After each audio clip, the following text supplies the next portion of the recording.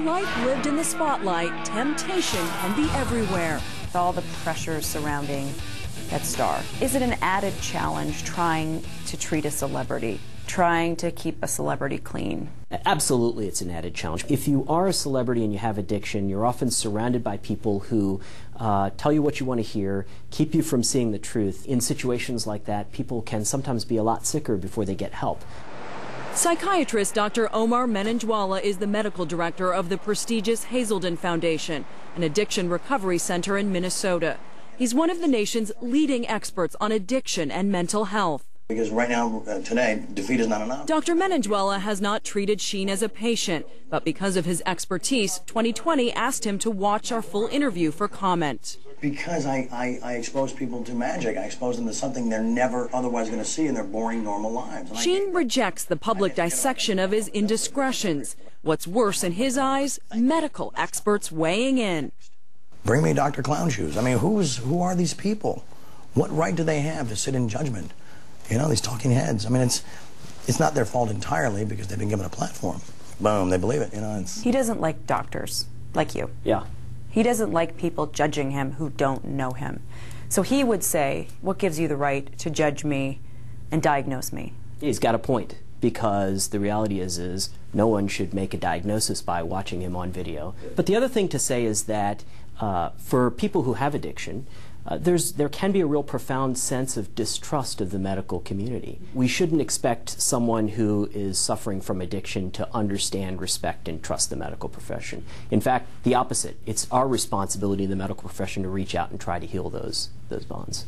A lot of people speculating out there about what could be wrong with Charlie Sheen. One of the theories is that he's bipolar.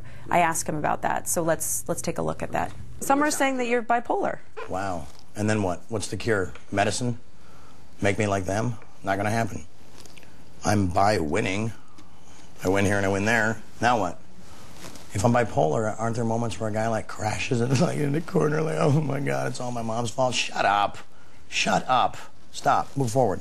What were some of the signs you saw that perhaps were indicative of someone who may have a bipolar disorder? Bipolar disorder is a chronic mood disorder where people have highs and lows. It can be characterized by a decreased need for sleep, a lot of agitation or energy, arrogance, a sense of having special powers. So part of the problem is that those symptoms can be also caused by drug intoxication or even drug withdrawal. What does Charlie Sheen need to do right now, in your opinion?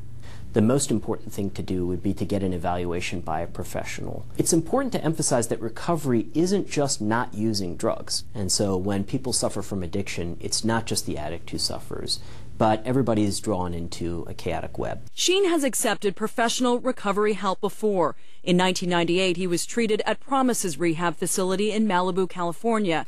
Shortly after his release, Sheen sat down with Charlie Gibson and championed his newly embraced lessons from recovery. They just teach you about taking the power back, that there is a better way. You don't have to live like you did anymore. How long did it take you to get past the idea that this is a line and really accept the fact that this philosophy could help? About the third month there, it started making sense. I started seeing the progress in others around me, and I started feeling the progress in myself. But the Sheen I met, the Sheen of today, says recovery is in his own hands. Advice to other addicts. I don't know. Fix yourself. Close your eyes. Change your brain. Quit believing, you know, all this ancient, plagiarized nonsense.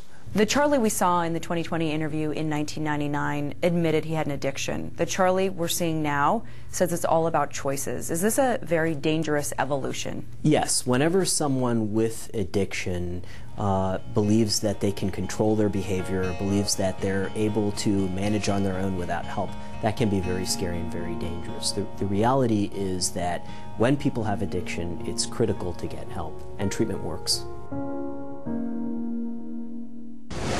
Next, back to training for his next movie role. Yeah, oh, we're doing Major League 3, absolutely, yeah. Yeah, that's why I'm training like that. I don't have to be in that shape for 2.5 Men. When we come back.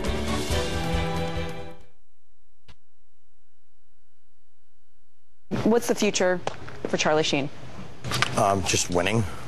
every day. Defeat not an option. I don't know, if the show doesn't happen, movies. Charlie? Yeah? I've missed you.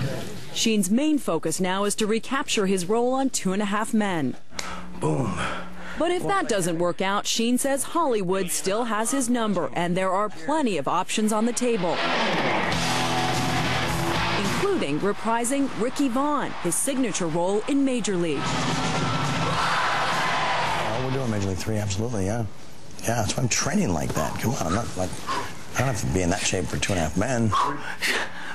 But my brain will be focused, my mind will be sharp.